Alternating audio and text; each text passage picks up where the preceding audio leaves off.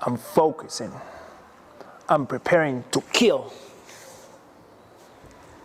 the coronavirus.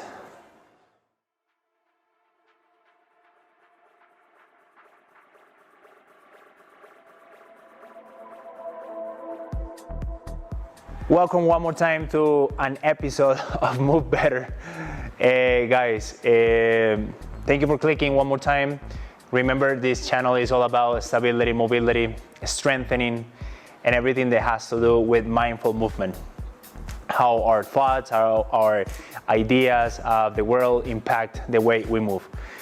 Today, I'm gonna go over a sequence of movements to develop shoulder mobility and stability. Very important principles of movement. Usually we go over elements without having in mind that when I say elements, I say it's exercises. And sometimes we go over movements that we don't have the capacity at the joint to move it clearly or freely. So today I'm gonna give you something very simple that you guys should start implementing in your daily activity, in your daily routine.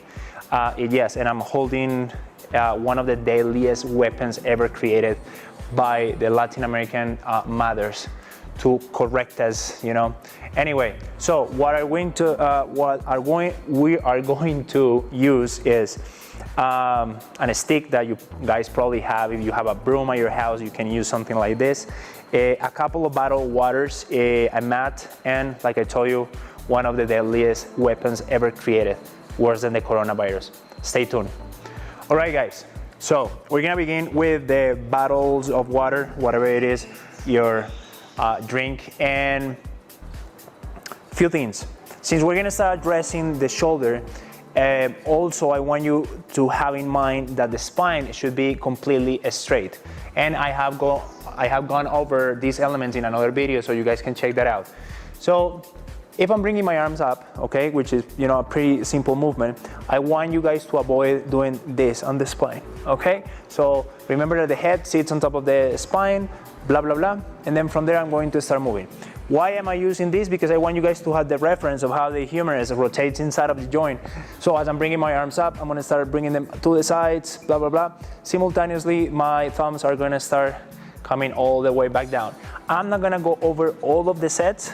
I just wanna give you an idea how the movement should look like, okay? This is very simple, but maybe when you get here, you're gonna hit that wall where the shoulder cannot go any further. That's fine, that's why we're building it. What I don't want you guys to go is extending the spine in order to create more motion, right? So just one more time. We're gonna do about 5 to 10 repetitions, about 5 sets of this, okay? What I want you guys to be able to really create a lot of heat inside of the joint. I'm gonna show you from the other side. Very simple. It's nothing that, you know, it's rocket science with this. Just make sure that you guys are exploring the movement in terms of the rotation, in terms of how the bone should move inside of that capsule. Last time, something as simple as that, okay? Now, with the same, having in mind the same concept, let's play around a little bit. One arm goes in one direction, the other one goes in the opposite, and then both are going to meet in the center. Same thing on the other side. Like I said, this is not rocket science, but the most important part in here is that you guys are keeping that spine as steady as possible. Now, when I'm bringing my arms up, I want you guys to generate some sort of tension in the stomach. It's like someone is going to punch you and you're gonna brace for that punch. Does that make sense? Yes? Now, I want you guys to fix the joint a little bit more, and by that I mean we're gonna hold the stick and we're gonna go over the same movement. Maybe when you guys start using the stick, you might notice that the mobility has increased by now. So notice that if you are coming this way, once again the spine is not changing, my head is not being projected. You probably are going to use this a lot at the gym when we're doing those movements with the heavy bars. This is the flexion of the shoulder. The next one is this. Okay, now notice that once again, I'm not projecting the head. I'm not changing anything on my spine. So, like I said, no rocket science whatsoever with this. But mostly is getting that shoulder joint very, very warm for what is coming next. Okay, now moving along with the sequence, we're gonna go on the mat facing down, but before that, I want you to give me this position as soon as we get into that, into the mat. So, neutral spine, right? Now I'm gonna go into flattening or posterior tilt, okay? And this is what we're gonna do when we are on the mat.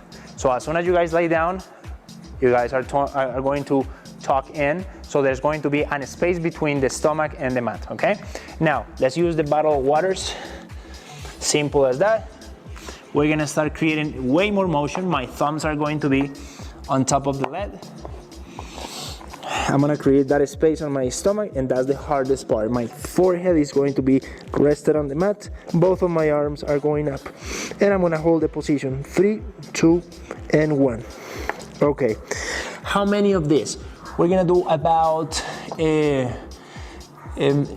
to 10 reps, about 5 sets. It's a lot, guys, because the shoulder needs to be able to generate tons of motion, okay? Ready? So lifting, holding. Now I'm gonna start bringing my arms around it. Immediately you're gonna notice that your back muscles are going to kick in. I'm rotating the thumbs until my hands meet together behind my back. And then I'm gonna reverse it. Notice that I'm rotating the thumbs. This holding the bottles of water is more about the feedback and just a little bit of weight, which is quite minimal, just enough. But if you feel that even holding the bottles of water is too challenging, just do not use them, but make sure that you guys are going through the whole range of motion that the joint is capable of performing. Last time, and hold it and release. Awesome, guys. Okay, guys, now the shoulder should be already warm for what is going to happen. Notice that we went from easiest to more complex situation and movement. So now, from here, this is quite common when we grab the bar or when we grab whatever it is. The tendency when the shoulder is lacking mobility, the wrist will start doing this breaking position. So try to keep it as much as possible neutral. I'm gonna hold that. I'm gonna hold my lumbar position where I'm creating some sort of space. I hope you guys can still hear me okay because I'm squeezing my microphone. And then from there, I'm going to lift my arms and hold it for about 5 to 10 seconds. And the number of repetition is going to be 5 to 8 reps, 3 to 5 sets. I'm just gonna show you one more time how it looks like it. And then I'm gonna move into another progression of the same movement. I'm gonna lift it, I'm gonna hold it, and then I'm gonna start bringing that here. Well, some people will say that is going to be a detriment for your shoulder. I don't believe so if you guys have already plenty of motion. That's why we prepare for this, okay? Let's do a couple more. I'm holding the tension, I'm keeping my stomach off the mat. Last time. And then when we extend over the bottles of water. Awesome, guys, and rest. Awesome, guys. Now I'm gonna start incorporating, or I'm going to test that my shoulder is actually warm enough to hold me in different positions. Plus, I'm going to add some sort of a spine stability. I'm just gonna take advantage that my shoulder is warm, and I wanna show you how we can start incorporating into a little more complex movement. And that's why I brought this deadly weapon. So we're gonna go in all fours. I'm gonna place this on my lumbar. And as I place that on my lumbar, I'm gonna go over another concept that, if you guys don't know, I made an emphasis in another video, which is the neutral spine. So the simplest way to do this is, can you keep your neutral spine and what that is? So I'm just feeling that the surface of the flip-flop is fully in contact with my lumbar. And then from there, I'm going to start raising both of my knees. So what I'm doing in here is that I'm preparing to another very, very, very important movement pattern, which is the crawling. So one hand is going to move simultaneously with the opposite leg. And then I'm gonna return, okay? I'm gonna do it this way, simple as that. So what you guys want, of course, quite obvious, is not to drop that flip-flop. Now, can we start doing more of this? Of course. If you feel that this is okay and that your spine is neutral, give me more movement. Start crawling, giving me more steps. Just remember that the hand should move simultaneously with the leg. All right? One more time. Now, holding the same position, I'm gonna start going around, guys. I'm just give you another option of the same movement pattern. Return. This is how we test that everything that we were doing before in terms of mobilization actually work for the stability. Okay, now the very last exercise and movement of stability is that you're gonna grab the flip-flop, the chancleta, you're gonna look at your kid, you're gonna prepare, and you're gonna throw it because it's been misbehaving during this quarantine. Okay, no, I'm just kidding, guys. Thank you so much for staying until the end of this video. Please make sure to use this content or share it with someone that will benefit from it.